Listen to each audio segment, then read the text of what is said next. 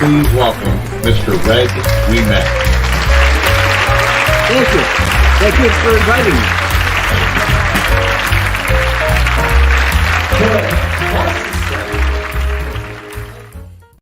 That's good. Hi, folks. Today is July 17th, 2023, and we have Joe Celozzi with us here. Hi, Joe. How you doing? How you doing, Red? And thank you for having me out on this wonderful Monday. Looking forward to it. Appreciate it. Do you want to? We can start out with, people are asking about this picture. So I'm going to put it up there so you can see it. You can explain to the folks what it's really all about. Okay. Yeah, I can see. But okay. My brother Nick is the one on the left. And this is taken from let's say, about a year before Michael died. Boy, he was young there. That's Larry Manetti's to the right, Tom Selleck, and that's Michael Spaltro. That's my dad, Nick Celozzi. He's probably 54 there. And that's my brother's friend, Mark Turk, on the right. He's like a I don't know what you call him, companion, bodyguard, whatever you want to say. Now, at that time, my brother, Red, was in that series. He was in a Magnum. He had, like Mike Spaltro was. They had that, like, they had that one shot. There was one episode. And if you can Google it, you can see the episode Michael's in, and my brother. And it was a week in Hawaii, and that's where it was filmed. So, gotcha. And also, Red, at that time, I don't know if your viewers have read about it. My brother is doing a film called Legitimate Wise Guy. And it's about his relationship with Tony Spaltro and Michael, because back in '82, my dad's friends with Michael went to Michael, and he called Tony. Tony got him with Bob Conrad. Remember Wild Wild West? Bob? Oh, yeah. Hit that battery off my shoulder. Well, Nicky was 21, 22, went out there and became Bob's good friend. They think they were doing Hard Knocks, and Bob just got done with Baba Black Sheep. And they had, that's with the series in the late 70s. The guy that started it with him was Red West, Elvis's bodyguard, Red. Right. He was in there. And and then before that, we all know Wild Wild West. Bob Conrad was in that series on TV. Well, I remember Baba Black Sheep. He was quite a character in that. Yeah, right. And, he's from Chicago, Red. Bob's from Chicago. I met Bob. Yeah. You met him over at Bird's Nest over at Wells and Division. Now, you know what his real name is, right? No. I think his real name is Conrad Falk. Yeah, that's his real name. Well, anyways, so my brother went out there, and so every month he'd fly out to Vegas or drive out to Vegas with Tony, and Tony was helping him. And when I went out there to visit Tony, this was a year before, probably '84. I was at the MGM. He told me, walk over. Don't drive a car. I walked from the MGM to this restaurant, his brother's restaurant, remember? And there was no hotels, not many. So I walked over this vacant lot, and I waited for him. He pulled up in the car. He actually leased the car from us, too, and sat down, and he had just had heart surgery. I saw stitches like right here. I don't know if he had whatever he had. He had heart problems. And I said, so he was telling me about my brother Nick, and I'm helping him out, and this and that. And the only time I seen Tony when he came to the dealership. But anyways, so that's the relationship. He was helping Nick out. And then after my brother finally did a script about his relationship with Tony, and I don't know how much is, factual or what. I do know that he was there all the time. And I do know he had a lot of heat on him. Just the relationship with Tony, they investigated him out in California. Which I thought was crazy. And then, anyways, in the movie Legitimate Wise Guy, you can Google it. It's all over IMDb. Everybody sees it. Harvey Keitel plays my dad. He's 85 years old. Two guys from soap operas. Emil Hirsch plays Nicky. Ruby Rose plays my mom. And I forgot who plays Tony and Michael. Well, there's soap opera guys. I don't know their name. So I think the guy that's producing it produced Midnight Run, that one with De Niro. That was a good movie. Yeah, and he produced The Class last year, filmed in Chicago. You could rent that. That's called class 2022, I believe. It's with Debbie Gibson, remember the former singer, and from the 80s, and Anthony Michael Hall from Breakfast Club, from Vacation. Remember the blonde hair kid? He's old now. What is your brother coming out with now? What is now? Okay, now it's all over the news as of from May 15th. They can Google it. It's called Assassination. Now, it was called 2 Days, 1963, something like that, but it's called Assassination, and David Mamet is director. Everybody knows who he is. He's from the 80s, 90s. He's Tony Academy Award nominated, big-time director. Hannibal, House of Games, tons of movies, right? Do you think maybe he'd come on the show? Yeah, for sure. Well, I can tell you this. If you see the cast, Red, if you see the cast on it, and you can Google each one of them individually and see that they're doing the movie. You got Al Pacino's in there, John Travolta's in there, Shia LaBeouf, Courtney Love, and somebody else are starring in it. Oh yeah, they signed up. It's gonna be filmed in Canada, and it's invited Cannes Festival invited. And this is David Mamet wrote it with Nikki. Okay, and as you know, I don't know if your viewers know, my dad, when he was in his early 20s, married Sam Giancana's niece, which is my grandma's brother, right? So, and that was 1957 when he got married. So that's my cousins. So Bonnie, you know, Red, Bonnie, not Annette, Bonnie, Sam's daughter, is producing with my brother, co-producing it. And my brother's writing it. And it's about, they got some information about 3 days before the assassination and 3 months. And you'd be surprised, you know, I don't know if people know this, but 2 weeks before Kennedy got shot, he was doing executive order to get rid of the CIA. The FBI was to take over it, Hoover. And that was in plans. And everybody knows that the CIA used Giancana and Roselli and the other guy from Florida to get into Cuba to kill Fidel Castro. And the reason why, they had casinos there. They knew the area, and Giancana was banging the same broad that Fidel Castro was banging. So that was the connection. I didn't know that. Yeah, that's a fact. And also Kennedy, that one girl with the black hair, what's her name? She said that was banging one of the mobsters. She was banging Kennedy too. Judith? What's her name? What do you say? Exner? Yeah, that's it. Judith Exner? Yeah. So, you know, the thing about this movie, okay, everybody can say, well, it's been told. Sure, it's been told. But I can say this, just by investigation and on the Freedom Act, and of course, everybody knows they redact a lot of stuff. But I could say this, and I could say what his moves were afterwards through his family. Because after that happened, he went to Mexico in 65, right? He got out of here, right? And they would get a lot of pressure to him. But you could see that the government, our government, used those guys, right? What did the Iran-Contra affair? Reagan, they used those guys, those guys for drugs and arms, right? Yeah. So it's not uncommon to deal with the bad guy, right? No. So David Mamet is taking over. Sean Pender's asking, Joe, excuse me. Sean, can you see the bottom of the screen? Sean Pender's asking, what is the release date? Oh, yes. Okay. They're filming it in September in Ontario. It's going to be Cannes invited them, which was March, April when they have it. So it should be out June next summer.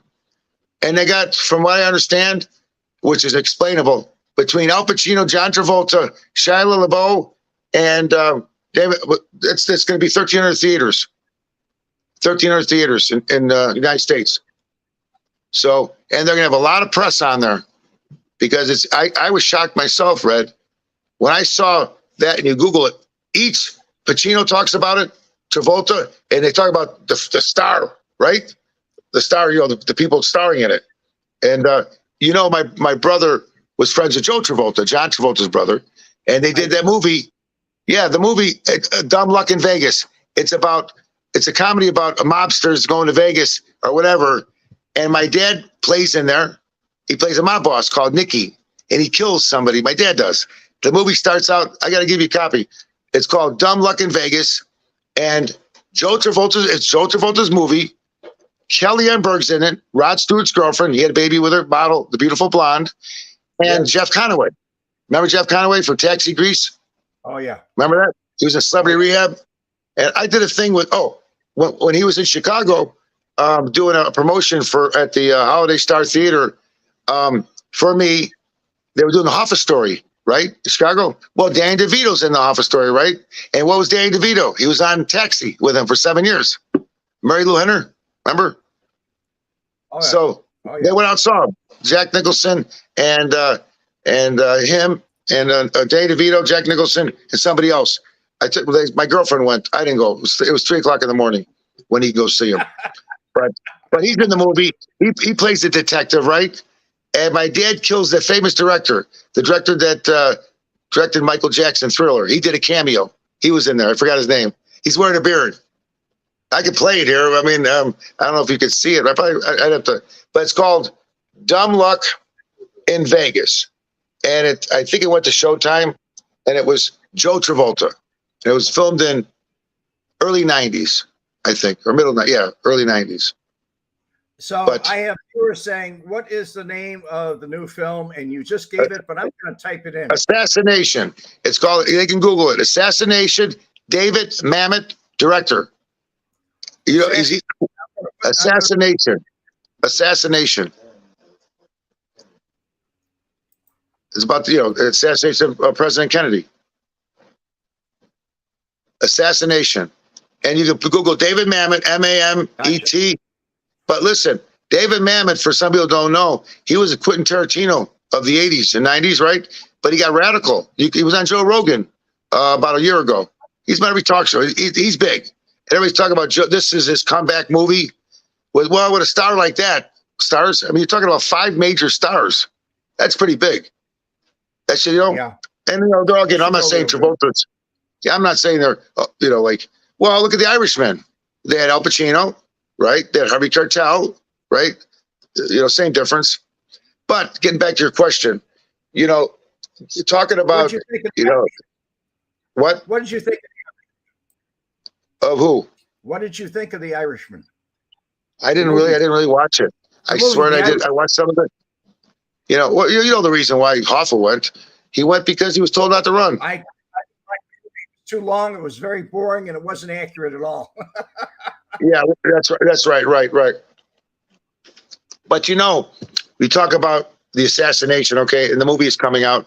And as I told you, I'm going to get David Mamet on here, my brother, and hopefully we can get Courtney Love on here. And we'll have enough, we'll use this show to promote it.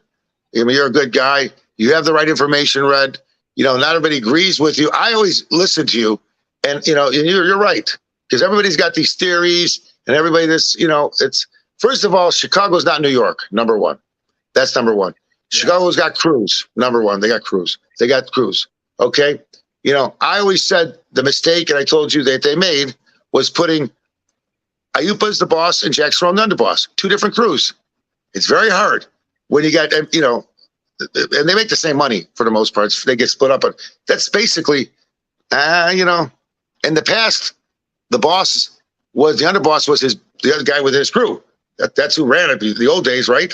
For the most part. Oh yeah. It was when they put 2 different, and they put. I can understand they put a true wise guy, a true, and then they put a business guy, kind of like, so one for racketeering, and one for the muscle, but it's extremely, extremely 2 different personalities, and good thing about, you had one guy that was out all the time drinking, and the other guy was home. Miserable, wasn't a happy guy. He was miserable. So, 100%.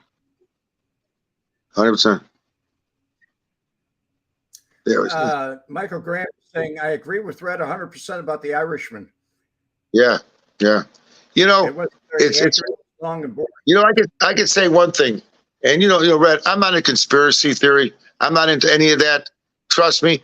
But the last few years, when watching some of the stuff that's been coming out, and as you know, and I'm sure your listeners know, once they did the whistleblower thing with the government, Everything's opened up now because now people that have they could talk, and that's why there's 800 people that come out of Army, Navy talking about projects we have and certain technology we have. They're all, they're coming out with it. Admirals, 30-year career guys. Come on, they're not there to lie.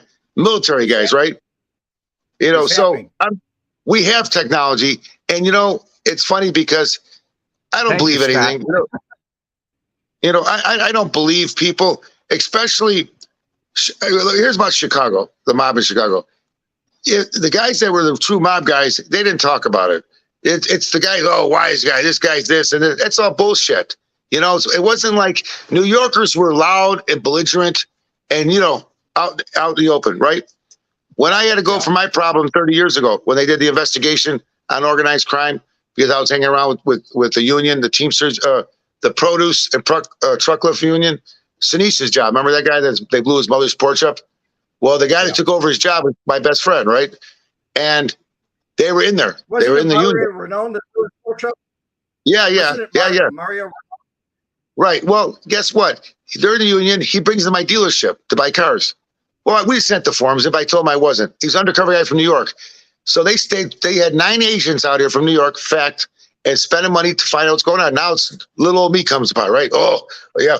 Got Mike's blood. So they thought that, boy, the information they got was totally wrong, really wrong. And they spent all that money investigating, right? And all that. And it's like, where do they come up with some of this stuff? But hanging around with people that are, I don't care who you are, that are being investigated, or it's not good, it's not good. And the people out here, like here, I was friends with all of them.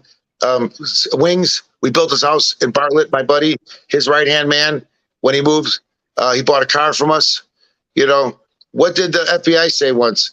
Why is it that half the people, 50% of the customers, 50% of the people in Illinois are driving RZA, or wise guys are driving RZA or driving Celozzi cars, and some help money, but mostly it's them three. Why, why is it, but like anything else, back in the 30s and 40s, a lot of the Italians couldn't get jobs. Irish had them, right? They were either the bricklayers. My dad was a bricklayer, and he was driving by a dealership when he was 22, and they hired him with no experience, and he hit it. He was a natural. And then he met my mom. And 1 second, Joe. I want to hit a subject that we were talking about off air. Joe and I were talking about, he asked me a question, what I believed. And it was about Tony Spaltro. Would he have been killed if Joey was out of prison? Yeah, I think true. Joey would have stopped it. What do you think, Joe? Okay. And I know Joey Lombardo very well. Not to say I know his personal stuff. I don't. And I know Rocky. I hung with Rocky. And I went to his restaurant, Rocky's. Okay.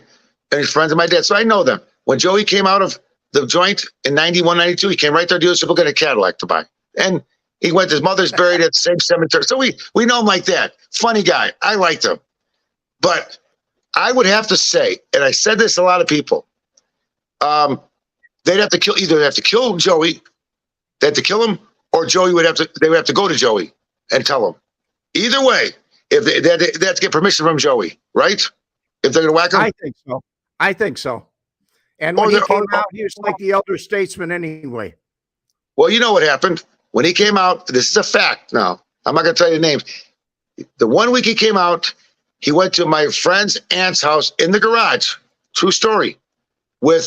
He was friends with a guy who passed away, Jack Strone's hitman. I forgot his name. I don't want to mention his name because the family's still around. But they went, Johnny D went in the garage with Lombardo, and Lombardo wanted to know what happened. Why they get killed. He wanted to know what went on. That's all. Why? He asked him. I don't know. But I don't know why, but he did ask him. He right away got hold of Johnny D. He wanted to know what. Now, did Tony really, was it Tony's fault?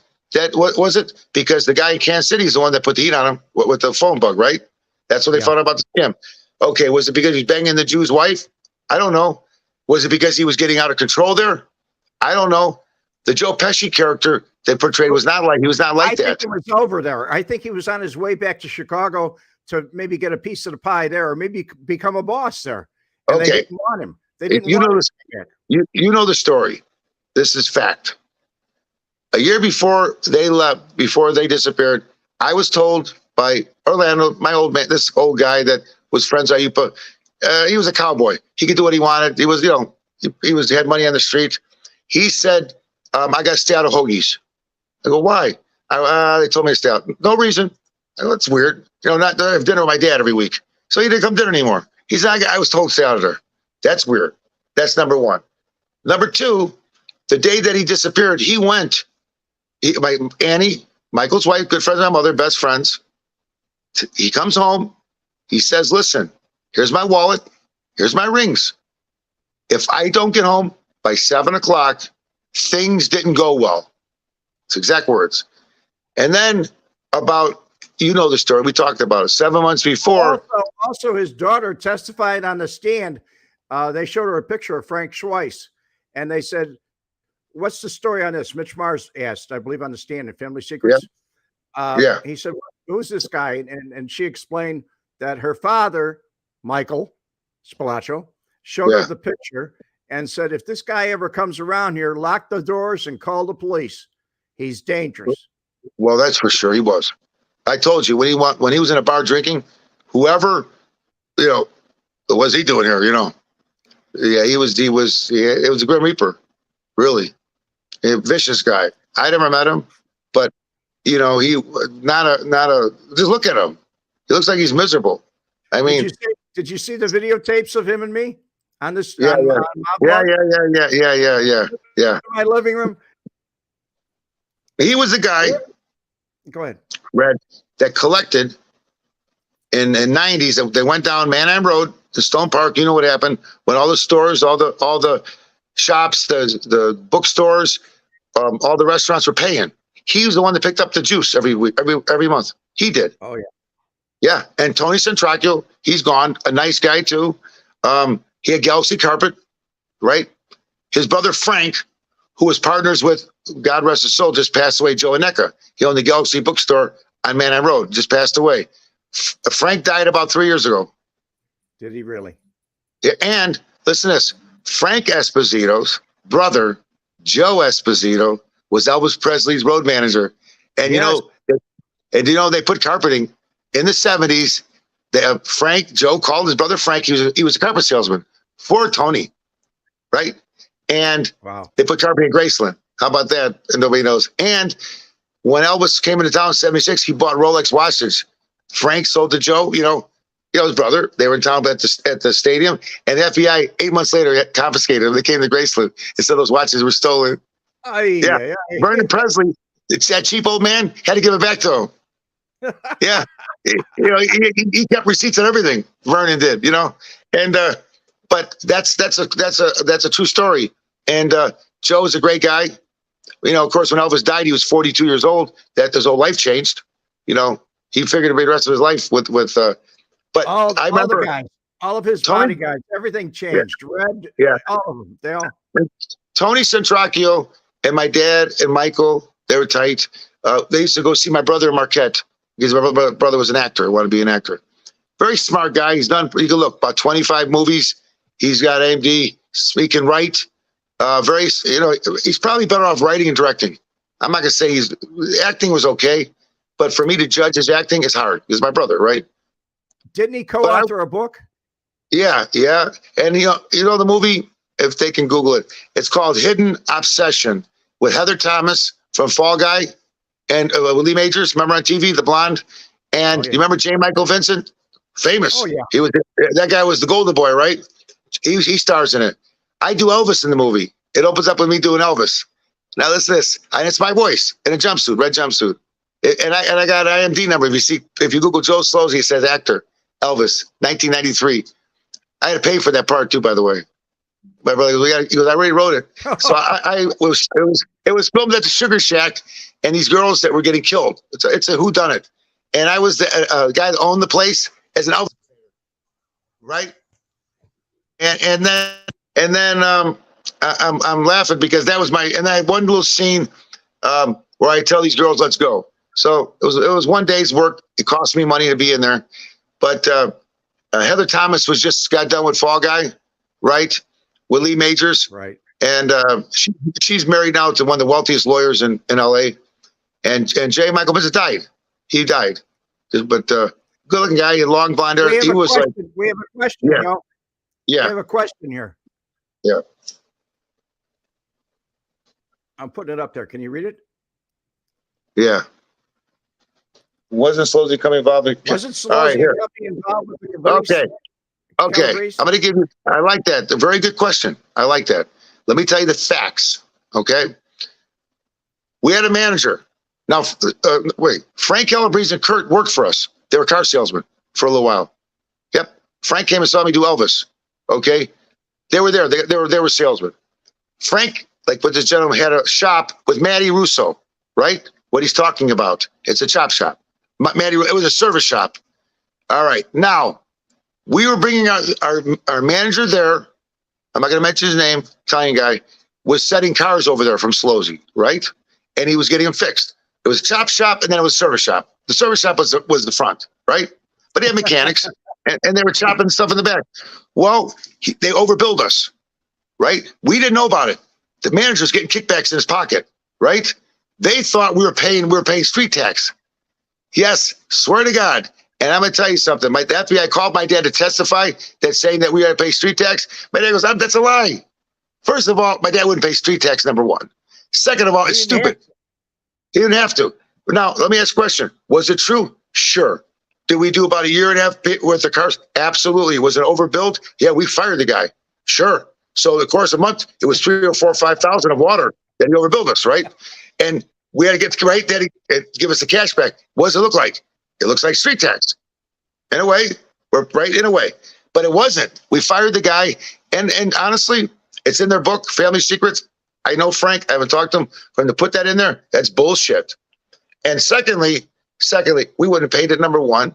And number two is that was a service. We were getting cars worked on, brake jobs, engine jobs, trans, muffler, right? And that Matty Russo, he went into protective custody. A little more tidbit on this. Matty Russo was managing Rick Elvis Aceto at the time. I managed him, right? He's the famous Elvis guy. And Matty was a slash manager buddy, right? With Paul Maggio. Okay. Paul Maggio was managing too. But anyways, he disappeared. One day, all of a sudden, he went to protective custody. Yeah. And everything closed up over there.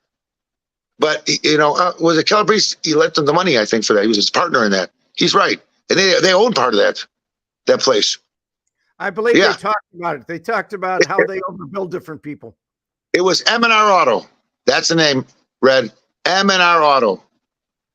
And he turned on him. He went undercover. And he testified. Wow. I don't know what happened. But I met him. But years later, this was in early 90s, right? But years later, it said that Celozzi said, I read it, that we're paying. That's not true.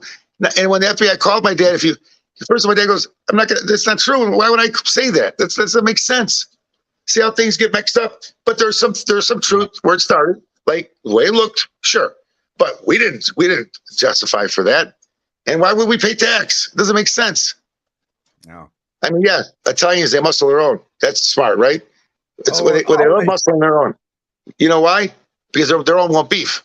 Normally, if you muscle another Italian, he's not going to talk, right? Normally. But obviously. They don't discriminate. Well, not now. But we're getting back. But my brother is doing the movie. I love, I was telling you about, I reached out to you. You got a great show.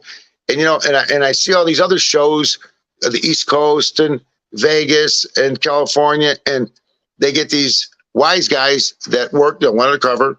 And, what did everybody say? What's the main reason why they turned?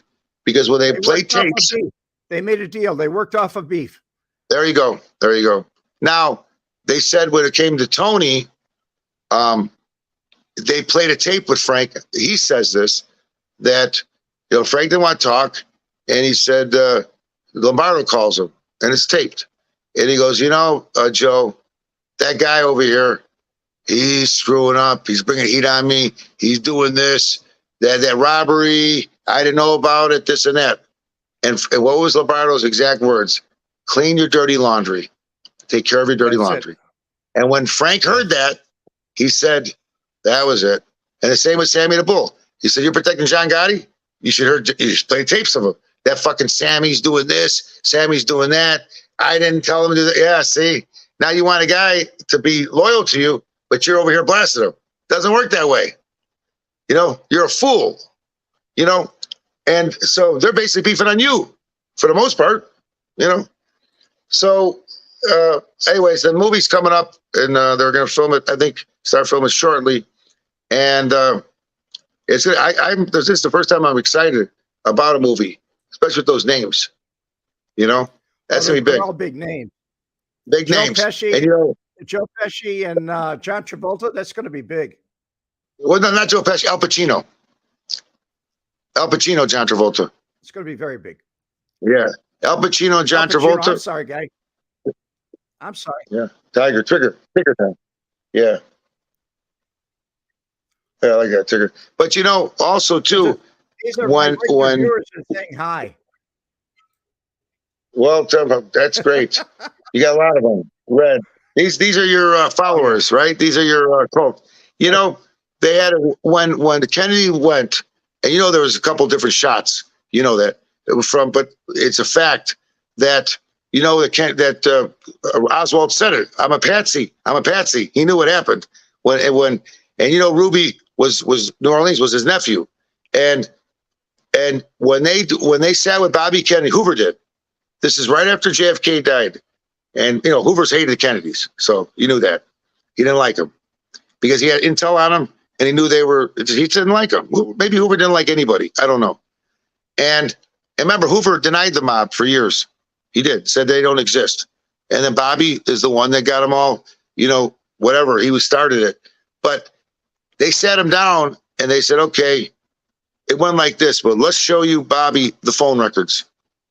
And they sat him down and they showed the phone records of 6 guys: Ruby, Oswald, Giancana, Roselli, guy from Florida, and the fact that Ruby was in Chicago a month earlier. Okay. Now, they didn't say anything about conversations. They just showed, here's this guy's number, here's this guy's number. See, they talked. Just phone to phone. Here's this guy. And you could see it was all cross. All of them were sort of like this, you know what I mean? All within a time period, right? And they said to Hoover, look, Hoover said to Kennedy, look at this, Bobby. It doesn't look good. It looks like something was going on. And let it go, Bobby. Let it go the way it is. Just let it go. Cover up. Yeah, let it go. Tim Foster has a question. Well, yeah, there was obviously, if you look at the video, his head goes back. You've seen it like this or front, and then it goes again. So the shot's coming from 3 different shots. And Oswald was up, high, down. So there's no way it came from. So yeah, there was other shooters. That's the magic bullet. Yeah, there was other shooters. Right. You're right. I think Oswald was patsy. Probably nothing. Probably didn't even get close to him. Who knows, right? Yep. I mean, I don't think it was, as we all know now, and again, I'm not a conspiracy theory, Red. I don't believe in all that, but I'm telling you, I believe they covered up for the safety. And I wouldn't call it a theory anymore. I'd call it a fact. It's yeah. Well, everybody says there was a cover up.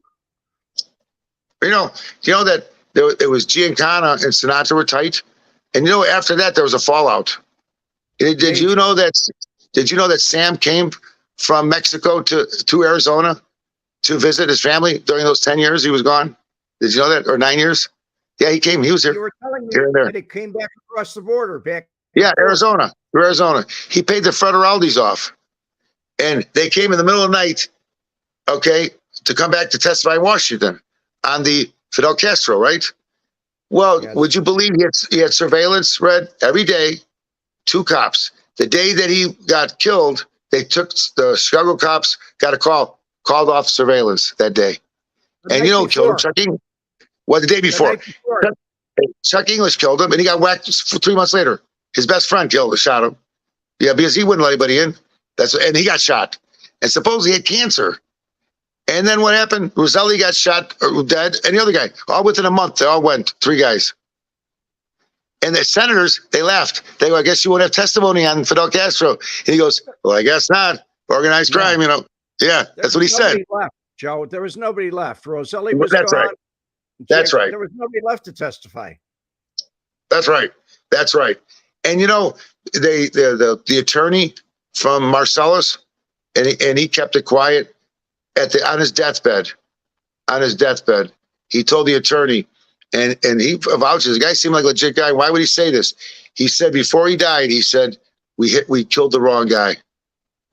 We should have killed Bobby. Well, they did. Yeah. What do they say? Hit the head and the tail dies. That's what they thought. By hitting JFK, the tail, Bobby's a tail, right? The tail can't wag. So that was the theory, right? Hit the head and the tail can't wag, right? That's what they thought. But that's what they thought. You know, and you know, let's be honest. Do you think any of these politicians, I could just, you know, back then, when you start hearing all this stuff, that's why Trump freaks out. He says to himself, I'm getting all this heat, and everybody before me did worse. Maybe so. Maybe he's right. Maybe so. I'm not disagreeing with him, but it's all they're now they're picking on me. This has been going on for 50 years, you know, stuff. Yeah, but I think the things they're picking on Trump about. This is my own opinion. Yeah, I think the things they're picking on Trump about are things that are not valid. His lawsuits now, his criminal charges now, I don't think they're accurate at all. No. Do you think You're right. he stole government documents that were classified? No, he didn't steal anything. But my question to you is, to take them home. You're right. But when they called him and said we'd like to get them back, and they gave him time, and then he brought some back, and they said no, we need the other ones, and then he sent more back, and he told his lawyers, tell them that they got everything. That's what the problem was. Then they raided it. That was the reason. You know, the wrong people working for him. That's all. Maybe you're probably right, but he get probation. You know, for this. You know that, right? He get probation. I don't think. You think he will? I don't think he'll get convicted. No. If he wants to, he can take probation and plea. On a plea of guilty, he's going to have a felony on his record, and he can't be president. Then he won't. Wait a minute. You can't run for you could be a felon and run for office. There's a mayor. There's a guy that can, not at president level. Marion Barry ran, a couple people for mayors, but as a presidential candidate, you can't be a convicted felon as a presidential candidate. But it's a fact. Can they convict him while he's in there? No, you have to wait. He can pardon himself. He'll have executive privilege. But he can't pardon himself on a state level. State charges, no. Only federal. Governor has to pardon him. But he still has executive privilege. No, that's for sure. For sure. You know, they talk about family members. All the family members for years got jobs on seats, right? That was common. Oh, yeah. Ex-military people. I know for a fact some are sitting on some intel companies making millions. Just a chair. Because they get bids for jobs, you know, for a state, for the government. So that's normal, okay? So to go after his family for that, okay, maybe his problem was he got back at you. You said something bad about him, he attacked you in public. Maybe that's his downfall. You know, you come at me. I'd like to know, how come the FBI is not taking the same issues with Joe Biden or Joe Biden's son that they are with Trump? And you want to laugh? You know what? It's funny you said that. You're exactly right. And you know what they said? They have a tape. This is what they say. They have Joe Biden. This is when he was not president, right? This is when he was. He was vice president or a senator. No. This is before. This is before when he retired, and when after Obama. Then who came in? Trump, right? Yeah, right. Trump came in, and so he was off. Well, they have him on the phone telling his son, my dad's right here, you know, and saying that he's aware of that position that he had with the company and wherever it was at, the electric thing. He's getting $2 million a year. So he had 10% stake in it. They heard his voice. The big man's here, he says. Biden's son said, hey, the big man's here. But they haven't prosecuted him yet. That's right. Why? The FBI. You know, yeah, but he wasn't in office, though, was he? No, he was out of office then. He wasn't even a senator, was he? No, He was retired. Remember, after Obama left, it was Trump and it was Pence, and that's when the son got the job. He got the job. Maybe he wasn't in public office when it happened then. That's right. That's right. He got the job after he did his 8 years as vice president under Obama. That's why. Yeah, that's when it happened. But we all know why. He had connections. 8 years vice president, obviously. You know, hey, when you get out of the office and you're done with politics, we'll give your son that money or whatever it was. I'm sure of that. Well, he didn't get the seat because his name was Joe Celozzi, right? Right? Or Red Wet. No, he got the seat because his name was Biden. And how fucked up is he? Excuse the language. How horrible is it when you leave your laptop and the guy, let alone the guy that owns the guy fixing it, whatever reason why he left it, why did he just send the laptop back to Biden? He had to give it to the FBI. Is that horrible? Biden never picked it up. That's correct. That's correct. But why didn't he call somebody and ship it over to him? Why give it to the FBI? It wasn't Joe. It wasn't the man's laptop, right? No. Because you know why? No. You know why? The guy opened it up. He looked inside of it. He saw that humongous thing. There was what's that? Porn on it too. There were drugs on it. There was all kinds of things on it. And he also, I don't know if I can say this. He looked like John Holmes. Yeah, they said. I never watched it, but they said, yeah, he used to be in the movies. They said he had AIDS. Yeah, no, I know that. Well, he had to go gay at the end because of his problems. He did, but Biden's son is like everybody's talking about it. You know, he's probably he's been in the movies. Let's just say that. But now, off topic, Joe. Michael Graham has a question here. Yes, Michael. Joe, with your history of the car dealership, I have to ask, what was your favorite car that you owned? That's a good question, Joe. That's a good question, Michael. You know, everybody I've asked it. My favorite, okay. I restored the old cars. I had a 57 T-Bird. I like that. That was but as far as new car, favorite, I drove Corvettes. Would I buy one? No. I did buy a Prowler, a 2000 from our Chrysler store, yellow. I like the retro. But favorite car, Lamborghini now, probably. The Lamborghini I like. Back then, okay, I worked at Chevy, and I worked at Toyota store, and I worked at the Cadillac store and the Ford store. So let's just say Ford, that Mustang, the Cobra, I drove that. I like that. And I always look at the Corvettes when the Corvettes were that was those years that they weren't nice. They got real cool looking now. So that was Chevrolet. The old Stingrays. Yeah. But I would say I like the older stuff. I had a 57 T-Bird, and I had a 61 Corvette convertible, and I had a 75 Corvette convertible that I restored. But as far as buying a new car, the only car I've ever bought new would be a Prowler, a 2000 Prowler. Yeah, but you had your choice of leasing or using from the dealership, just about anything, did you? Well, yeah, I put dealer plates on it, sure. Yeah, I would. Yeah, it was hard to get plates, Red. Insurance. I didn't even know what that meant. It was hard. Pay sales tax. I go, what the hell?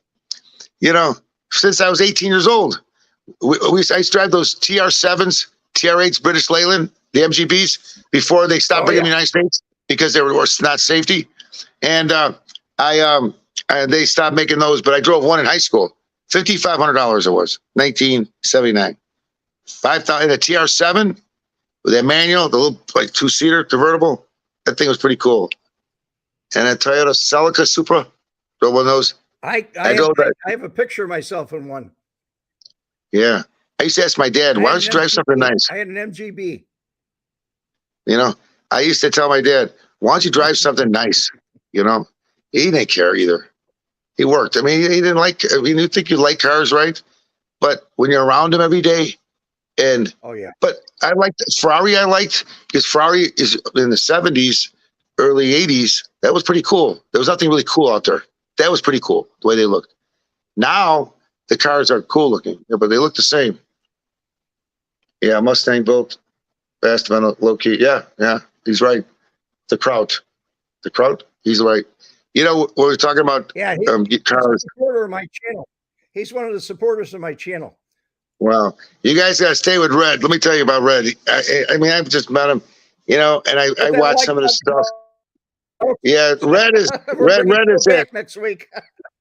I'm gonna come on Mondays if Red would love to have me back, and I would love to be back because Red is he's got the facts. He's been around, and he got me at the right time because I've been on a couple podcasts before. Everybody says, "Oh, you got to do podcasts, talk about car dealerships and wise guys," and I go, "Okay, well, all right, but you got to have somebody with you." I could never hold this. I barely could hold myself, let alone, show, but I thought about what you said. We can get, my brother, get some of the people from these movies coming up. It starts to roll, but he'll definitely come on. My brother will definitely come on in a week or two, whatever you want him on. They can Google it, all his stuff. And it's going to be huge. It's going to be very, very big. And movies are as good as who stars in them. Yes, some movies make it with no names, but generally speaking, you got a good shot. Nice to meet you too, Ron. I like your guys. You got these. That's a good guy. We're going to also, what are the wise guys? I was going to ask you, Red, what do they drive, the wise guys? Were they all big cars? The guys I knew, like Joey, he had a Leopard Dodge, an old beat-up Leopard Dodge. It was in great working order, but it had primer on it and everything else. It looked like a beater. And he actually, back in the day, he told me and told everybody, we all had a meeting over by the spot. And he told me and other people that too much flash. We got to get rid of your big Lincolns and your Cadillacs and all that stuff and get with something smaller and don't show the flash. But he told everybody else when I was there, he said, but he's exempt. He's a businessman. He does business. He's not into any rough stuff or anything like that. So he's exempt. And some people were kind of aggravated about that. Collada, he liked his Buicks. He liked his Buicks. I saw a picture of him when he was young. He was not the best looking guy. He jokes about it sometimes. He's got a face all your mother can love. I don't know. He got bullied. He said he got bullied when he was younger with the way he looked with the glasses. And that's thank you. That's something that a lot of people don't know is I've heard him called by other people back in the day, Four Eyes. Now, I'm sure when he was alive, he would like that. Who said he was made man? I don't know if people know this. Chicago, as far as I know, they weren't like New York. They didn't have no big ceremony. They went to dinner, right, Red? Right. Yeah, there was no like that stuff. No. When I was in Pennsylvania, when I went to boot camp, I was at Lewisburg, and I was with all those guys from Boston, John Ambrosia, who started Billy Joe. It took them a week before they would let me in their circle, but they knew all about me. They knew whatever little stuff. So, but those guys from Boston, Philadelphia, they're loud. He goes, Celozzi, look at this. He opens his shirt. He had bullets. Joe Mangello's hitman. He goes, look at that. You guys from Chicago. Look at this. I said, first of all, I'm a card salesman. Number one. I said, and then he knew I was friends with the wizard son, So I'm laughing because they're loud. Look at this, Celozzi. Look. And those motherfuckers, they were getting Burger King, smoking cigars. And you know what these bastards did? You're going to love this. I'm on hold to come back, right? I took the boot camp. I fucking said, screw the boot camp. I don't want to do it. I got 6 months and $100,000 fine. And it's all bullshit. And listen to this now. So Joe Mangello goes to me like this. Now, I'm not stupid, but I guess I was that day. He goes, go to your counselor, tell them that you're waiting to get to Chicago, Illinois, but your father will pay 2 marshals to fly you on a private plane. You don't have to go like everybody else. I said, that's a great idea. Look at me. That's it. I jog over there. I knock on the guy's door. Now, remember, I got a bald head because it's military, right? I was shave you. Yeah, right. First thing the guy told me was, I don't like guys like you getting there thinking to get out. Daddy's getting you out. And the first sergeant told me, first day, second I was there, screw you. So I walk in there. He goes, what do you want? I go, excuse me. I said, what do you want? I go, well, oh, you're that boot camp that dropped out, the first guy of the thing. I go, okay, what do you want? You don't come here with no appointment. I said, I got a question. He goes, all right. He leans back. He's like this. What is it? I said, I'm waiting to find out when I'm getting back to Chicago or Illinois. I know I'm going on an airplane, okay? And it's a process. He's going, oh, really? And I said, but I got a solution for you. He goes, oh, I got to hear this. So he said to me. And I go, I just talked to my dad. He said he'll pay for the 2 marshals, pilot, fly me on an airplane back to wherever I got to go. He goes, really? He goes, who the fuck do you think you are, John Gotti? I go, he goes, Red. I go, oh, no. He goes, you're coming with this bullshit? He said, let me tell you something, buddy. You're lower than whale shit. Now get the fuck out of my office. Oh, my God. I come back. Now all these Italians, there's like 14 of them, all sitting around eating Burger King, right? We're in a camp, smoking cigars. He goes, well, what did they say? Oh, the last words he told me, you're going on diesel therapy. Let me tell you what this fucker did.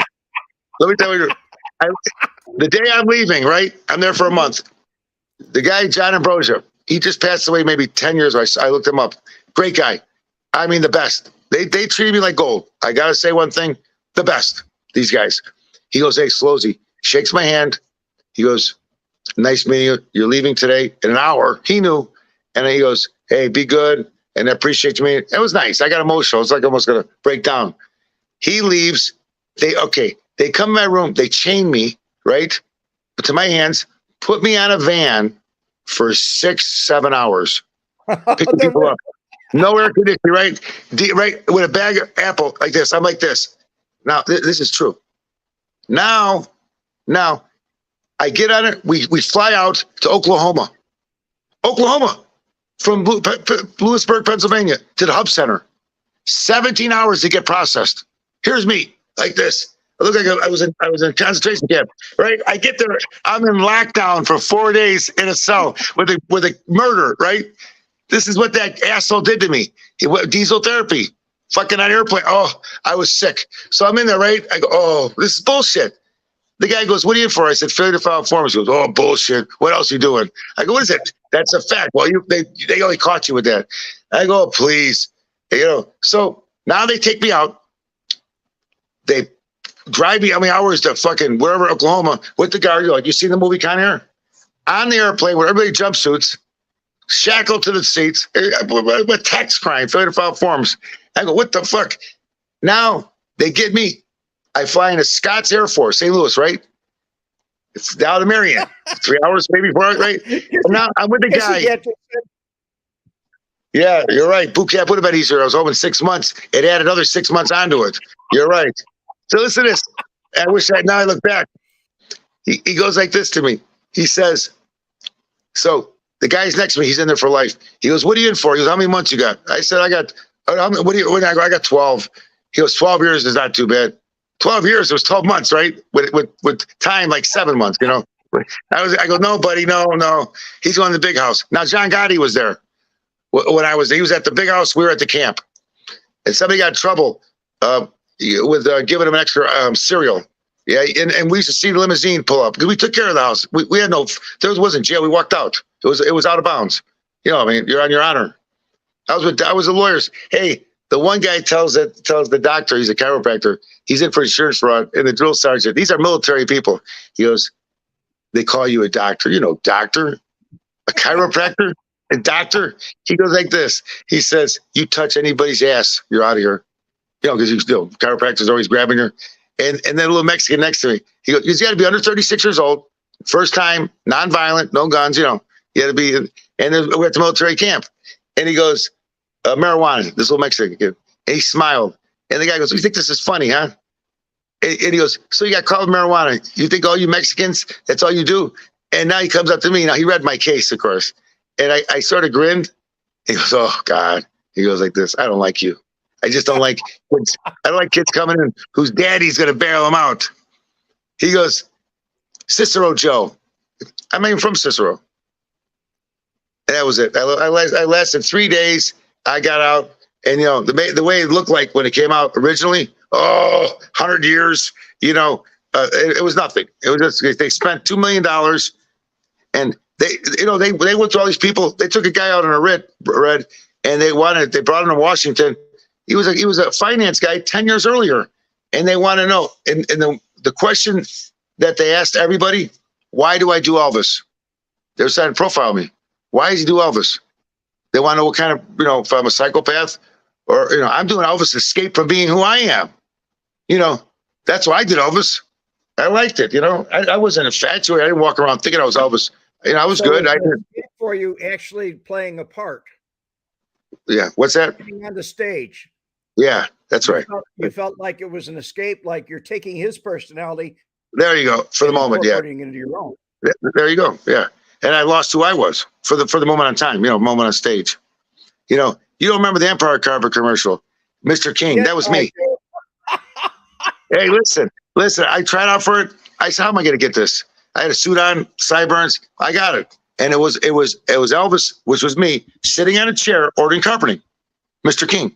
And I'm calling Graceland. I'm at Graceland, and I'm calling Empire Carpets. And I go like this. I'm sitting there with a blue jumpsuit. You see the black hair of my sideburns. I'm like this. And I'm dialing. I go, hello, this is Mr. King. I don't get out much. And, and I'm ordering carpeting.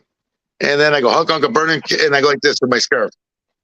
And I got paid $250 for it. Big deal.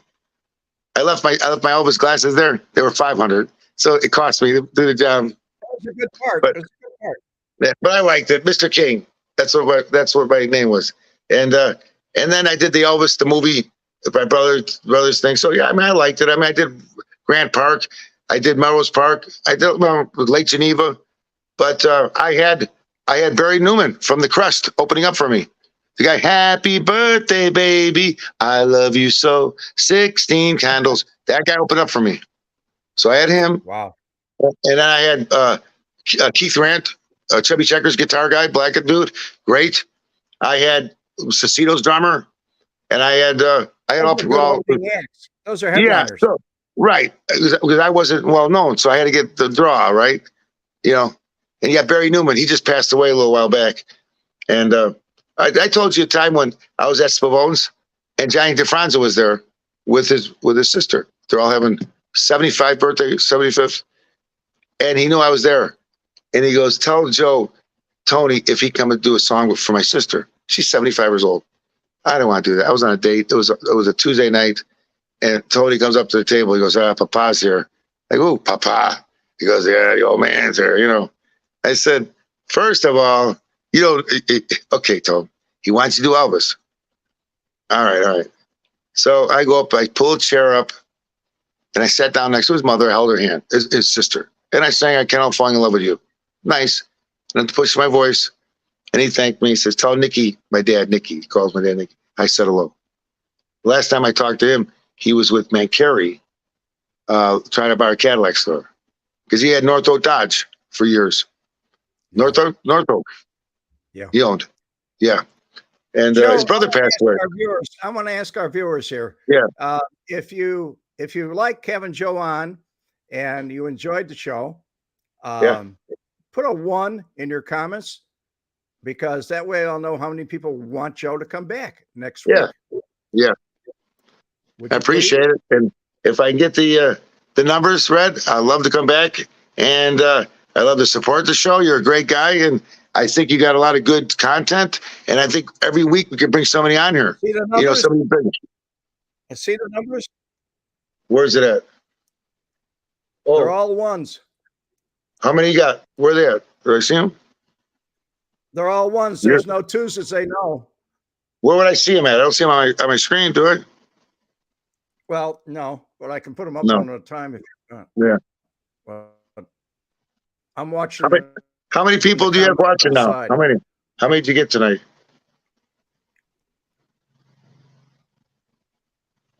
I don't know. How many people are in the room, guys? They got to tell me. I can't see that. What do you usually get? 50 views a week on this? So, no, I get more than that. I think. I'm joking. Sonny Zalro. I like that. Yeah. Yeah, he's one of my regulars. You know what we got to do? I got to talk to my brother about bringing. We got to do a live cast. Hey, Red, we got to do a live cast of the show from the set. You and I. That's great. I love it. I can set up for October. We go out, we'll fly out there, have them pay for our flight, and we'll do it. We'll have a table and we'll broadcast, 2 hours a day from the set. We have 72 people watching, Joe. We have 72 people watching right now. Is that pretty good? Is that pretty good? Is that pretty good? Oh, Usually. Yeah. Listen, you guys got a good guy with Red. Right. Guys, hit that like button. Let's get this out there. Let's get this out there. Hit that like button, guys. He looks like a tough guy. I like to have him in my corner. Look at him. That's the dude. Look at him. He's got it. He's got it. But now, are you still be on Wednesdays with Adam? Are you, Red, Wednesdays? We haven't been on regularly. I have to give him a call. I have to give him a call. He's been under the weather, busy. He's had a lot of things to do, but we could do it Wednesday. I'm sure he said, when I asked him, he said, yeah. He said, let's do it. Yeah. But we're gonna I'm gonna have my brother, once I talk to him, have him give us some press releases. You'll get them first. You can start posting them. Great. Why not? If we got pictures or a video, yeah, I'm gonna get you all that, all the promo stuff. You'll get it all. Put it up yeah. Well, you get my brother on there. He talks about all that, and I'm sure get David Mamet we'll get him for 5 minutes. He's on Joe Rogan. He had 10 million views. Joe Rogan. That's a good little guy to have. We'll promote it. That's all. It doesn't hurt. No, it doesn't. Thank you. And we'll have fun. You're a great guy, Red. Let me tell you what. When I come back in my next life, when I come back as you. Next Monday. Next Monday. Well, we're gonna have to do. I'm gonna talk to my brother, and I'll get more of a. Well, they can do their research this week and pull up all the movie stuff from Assassination. Any questions they want, I'll answer. And then the Momo Giancana story my brother did. They can put it on YouTube. The whole movie's on it. We produced that. So any questions that they have for you or me, we'll answer next week. That's no problem. They're always asking questions in the background here. And if I put them up on the screen, people can see them. Listen, Red's usually spot on. I don't know if I told you. How I saw Red was a year ago. They mentioned my name. Somebody calls in. I don't know who it was and said, Red, is Celozzi, Edelson? And Red goes, yeah. And then they ask questions. And what about the son with that union? He says, I didn't know that. And then he said, what about, is Celozzi related to Giancana? And Red goes, marriage. He was right. And Adam didn't know that. He didn't know that. My dad goes, you got his blood. I don't. I married your mother. I have no DNA. You have the DNA. I go, wait a minute. You're right. But I told you my dad, when he got married, before I end this thing, I'll tell you guys all a story. This is true. Back when my dad was just started selling cars, Bobby Figueroa, Big John's brother, Figueroa, the one that Calabrese killed, he was best man at my dad's wedding. They're young guys. My dad stayed in the car business. These guys went the other business. But he would go to Rush Street and hit all the bars and pick up money, bags of money, and go to Cicero. And my dad was a driver. He had a license, a car. And he'd get paid $100 for a couple hours. $100, not bad. Back then, $80 a week was big money, right? $100. Well, he tells my dad, do you know who you're marrying? My dad goes, no. He goes, okay, I'm not going to say nothing, but you'll find out. He goes, who is it? This you'll see. Well, make a long story short, my mother goes, you have to meet my uncle. And he met Sam. And he was eating Chinese food. And, hey, Caesar. He met Sam Giancana, right? Yeah. He was eating. I was getting a Caesar, but that's okay. My phone might go dead. What happened was he said he was eating Chinese food, and he goes, "You want to marry my daughter, my niece? You got to get married here. You got to get the flowers here, the bread here, and everything." So okay. Then what happens? He gets there. His brother Pepe had the liquor. Nobody could pour the liquor. None. And 10 guys, no wives. Now back then, $20 was a lot for a boost. $20. Oh yeah. Right. He gave my dad $1,000, each guy 100. Yeah. And he had somebody drive home. My dad and my mother home in the car. Somebody followed him. So they would get robbed. Yeah. $100 each guy, right? And at Christmas time, he'd give everybody an envelope. But that's nice. He says, "You want a job at the union?" All my uncles were projectionists back then. I like where I'm at. But, he went to Shea Paul one night. He picked up his check. There was a private room at Shea Paul. You press a button, and the thing opened, and he was in the back. Oh, no, my mother's Sicilian. My dad's Foggia, Fujian and Bari. And, of course, my mother, the Giancana side, is my grandma married Del Bono. They were people from Kansas City mob. He was a good guy. The brothers got deported from Italy for killing. Three brothers got deported, and Sam hooked him up with a guy from Kansas City. He was the good brother.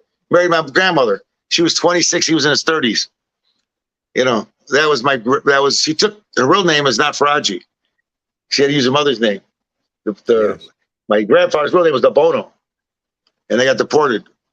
So Kansas City, not him. He was a good guy. He was a runt to the family. Well, Joe, let's let this go for now. I think I'm getting too low here. Let's let this go for now. I think that's it. I'm at 1%.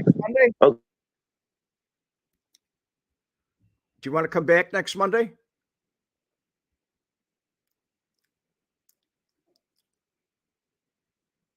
Caesar.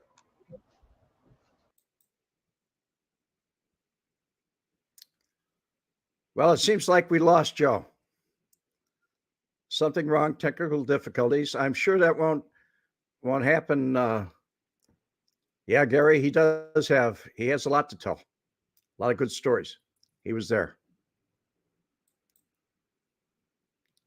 Anyway, folks, yes, he did freeze out. And Kissy Cat, you're right. The battery went dead on his phone.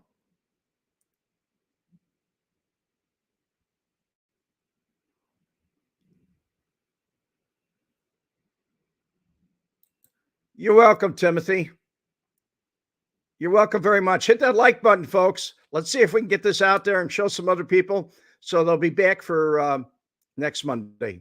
Until then, have a good day. The combination of the videotapes and Wemette's testimony resulted in the conviction of two men on extortion charges. One of them was Frank Schweiz, known in syndicate circles as the German, a feared mob terrorist and a suspect in a number of gangland murders. He was described to me by other outfit individuals as the most feared hitman. And as he said to me, "My reputation precedes me, son."